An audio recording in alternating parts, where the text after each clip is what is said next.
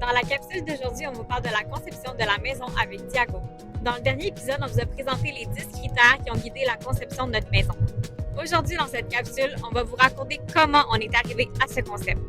Pour vous donner une idée, on a contacté Diago à la fin janvier puis on s'enligne pour avoir les plans pour le permis de construction à la fin du mois d'août.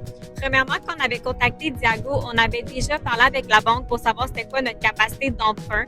Tout d'abord, il y avait 1 à 2 mois de délai avant que Diago puisse venir visiter notre terrain pour officiellement débuter le projet.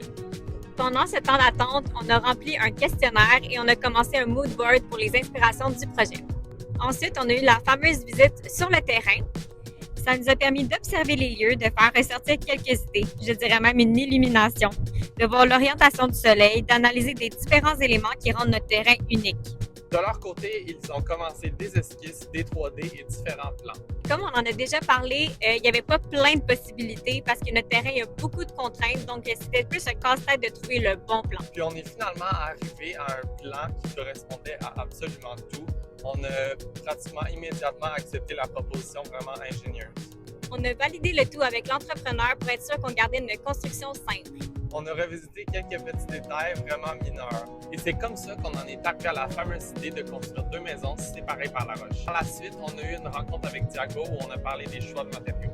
Le revêtement extérieur, la toiture, la composition des murs, l'isolant, l'épaisseur des fenêtres, etc.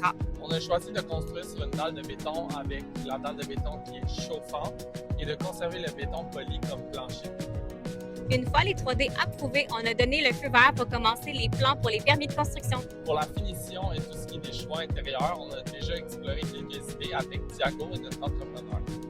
On a décidé de faire un prêt à finir, donc c'est nous qui allons réaliser une grande partie de la finition. Dans la prochaine capsule, on va vous parler de notre implication dans la construction. Ce qu'on fera nous-mêmes, ce qu'on va confier à l'entrepreneur et où se situe la limite entre l'autoconstruction et la maison neuve. Suivez-nous dans cette grande aventure de notre construction en forêt.